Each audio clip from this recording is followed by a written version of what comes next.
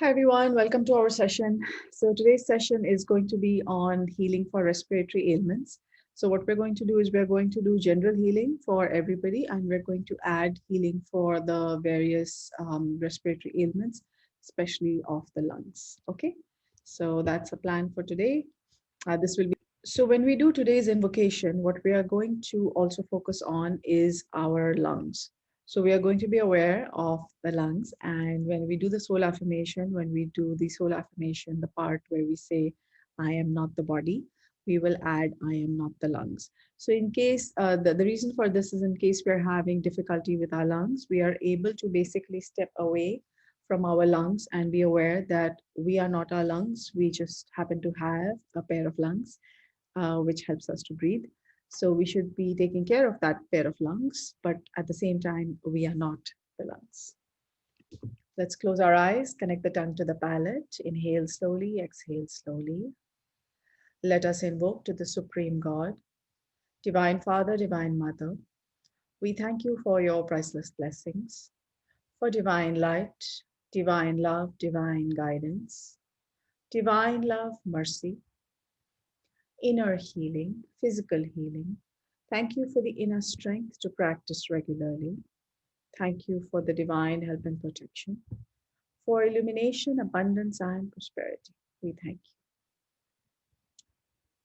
Let's do the soul affirmation. I am that I am. I am not the body. I am not the emotions. I am not the thoughts. I am the soul. I am not the lungs. I am not the diseases. I am not the pain associated with the diseases. I am not the emotional discomfort associated with the diseases. I am the soul. I am a spiritual being of divine intelligence, divine love, and divine power. I am one with my higher soul. The purpose of ailments is to help me learn my lesson, which I will be aware of. And as I connect to my higher soul, the divine guidance will flow. So I will understand why I have these issues and what lessons I need to learn and how I'm going to grow. I am one with the divine spark within me. I am a child of God. I am connected with God. I am one with God, and I am one with all. Inhale and exhale.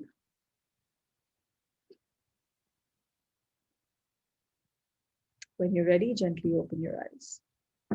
So, another purpose of using affirmations and using the understanding of mental patterns behind certain diseases is to help us to reflect on whether we also have any of those thought patterns within us. And so, this gives us an opportunity, regardless of whether we have that particular ailment or not. It just gives us an opportunity to be aware of that pattern and to perhaps release it before it actually, has any effect. Okay. So today's topic, we're going to talk about something called emphysema. Emphysema is asthma is the inability to breathe in. Emphysema is the inability to breathe out properly. So what happens is that the lungs begin to fill up, and then they begin to fill up with liquid, with I believe with pus, and the sacs in the lungs. So I don't know if you know, but the lungs have sacs, and the sacs in the lungs begin to combine, and they begin to form larger and larger organizations, larger and larger formations, which then makes it very difficult for the lungs to expel the dirty energy. So what happens is that the lungs begin to fill up, and they are unable to expel. So one of the things that comes to mind is when we are not able to expel, it basically expresses the also the inability to take in, right? Because if you just try to inhale and inhale, and we don't exhale at all, then at some point we cannot inhale, right? So that's one of the teachings that Master Choa has taught us in some of his videos. And in terms of affirmations, the book by Louise Hay, she says that the possible pattern for emphysema can be the fear of taking in life and feeling not worthy of living. Okay, so some of us may be feeling that we are not worthy of living, and that is why we are not, capable of taking in. So, what does it mean by taking in life? So, for example, if the family is going out for dinner, and let's say, for example, you are asked, like, where would you like to go for dinner? What do you say? Do you just say wherever everyone wants to go? Or do you say, okay, today I'm in the mood for pizza, or I'm in the mood for Chinese, or for whatever it is that you're fond of? What do you say? Okay, so that to me is a very simple example of being able to take in life. It's like putting ourselves out there as well, the fact that we also have requirements, and dealing with those requirements, and accepting that we have those requirements. Okay, and the new pattern is that it is my birthright to live fully and freely. I love life. I love me. Okay, so in case we have this pattern of not being able to take in, and not feeling that we can, uh, that we're important enough. That Sorry, there's a problem with the lighting today. Sorry about that. I just don't know how to solve this. It just makes it so look so weird. But anyway, one sec. Yeah, sorry about that lighting issue. So, as we were saying, the ability to take in life. For example, let's say, for example, we're going shopping right now. Diwali is coming up. Puja has just gotten over. So, when we go shopping, do we think of what we really want to wear, or do we think of what's appropriate, or do we think of what the family will appreciate? What is it? Okay. There's obviously nothing wrong with being aware of what the family would like or what the spouse would like, but it's also important to be aware of what we will like. So sometimes when people are not able to express their desires, and they're not able to live the way they want to live, then sometimes it ends up with emphysema, which is the inability to take in further life. So, we're not able to take in life. Now we have to be aware that, on the spiritual path, or even otherwise, even if you're not on the spiritual path, we have to be aware that there are lessons to be learned. Sometimes people tell me that, I don't want to be on the spiritual path because I just feel like, that things will, get worse for me. Not true necessarily. The point is that what happens to us is our karma, and by being on the spiritual path, it's like, how do I put it? It's like if you're going to climb a mountain, you can climb the mountain on your own 2 feet, which is a good thing. The option also is that when you're climbing the mountain, you could also be carrying, for example, a bamboo stick, or a walking stick, or something like that, which can help you. It's like a tool that you use to climb the mountain. Now the point is, climbing the mountain is something that you have to do regardless. The spiritual path or the spiritual tools will help you to climb that mountain much better. It's still your mountain, you're still going to have to climb it. Okay, whether you do it now, or you do it the hard way or the easy way, it has to be done. Okay. Okay, so we were talking about emphysema, the inability to take in life. So what we'll do now is we will close our eyes, connect our tongue to the palate, and let's be aware of any fears that we have, any fears of unworthiness. I don't deserve success, I don't deserve to be happy, I'm not a good person, any of those things that are there. Let us release them. So let's inhale slowly. And as we exhale, let's release any feeling of being unworthy. As we inhale, let us inhale the birthright to live fully and freely. Exhale, release the fear of life. Inhale, I love myself, I love my life.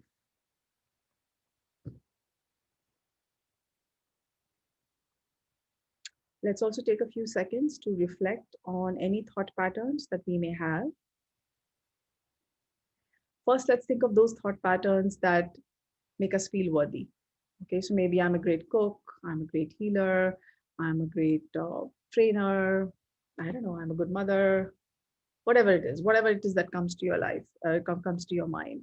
A good father, a good friend. Somewhere in life, we have to be doing the right thing, right? So let's first be aware of that, and let's feel good.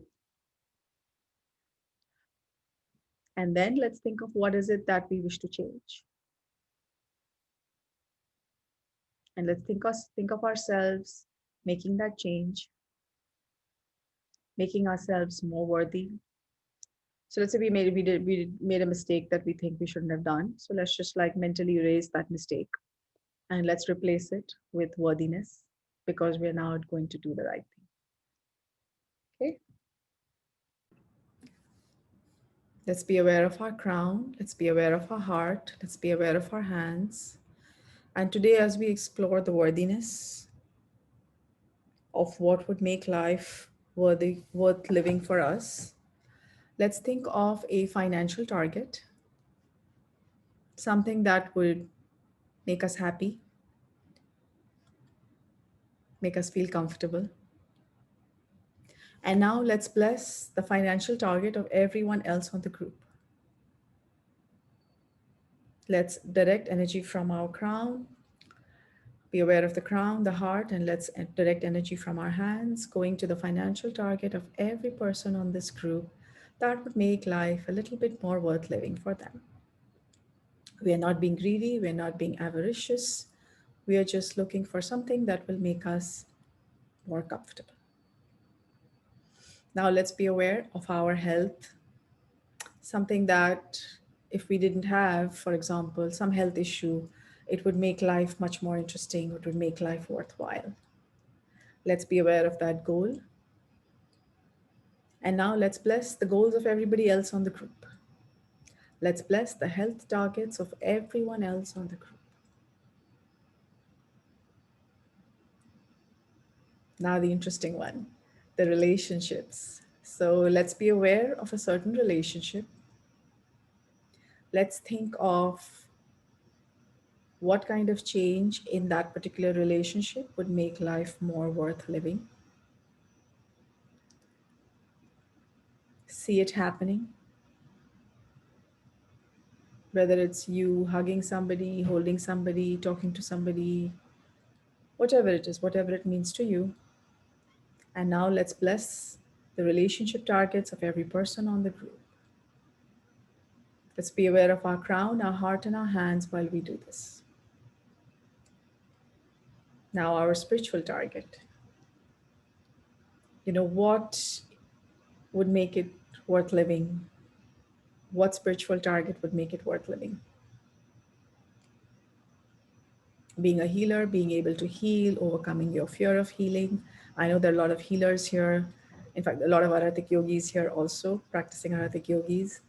So what is it in the spiritual goal that would make life worth living? Now let's bless the spiritual targets of every person on the group. So when we bless the targets of everyone else on the group, basically we have about 39 people wishing our, blessing our goals versus just doing it ourselves for ourselves. Yeah. Okay. Let's bless our homes, our workplace. Let's zoom out and bless the neighborhood. Some areas still have COVID-19, so let's bless. Let's bless the cities, state, country, planet.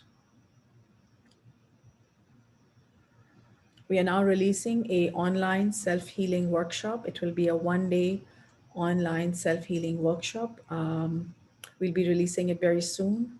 So if there's anyone who would like to learn, if there are other people in your family who would like to learn, this was going to be online. So let's bless that workshop. Inhale and exhale. Let's bless the entire planet with one pranic healer per family, at least. Inhale and exhale. Let's bless our projects. Anything else that we'd like to. Let's once again remember the 4 goals: the financial target, health target, relationship target, and spiritual target. And let us release it to God. Thank you, God, for helping me to achieve these targets. Thank you for your divine help, divine guidance, divine protection, and divine love. I thank you in full faith.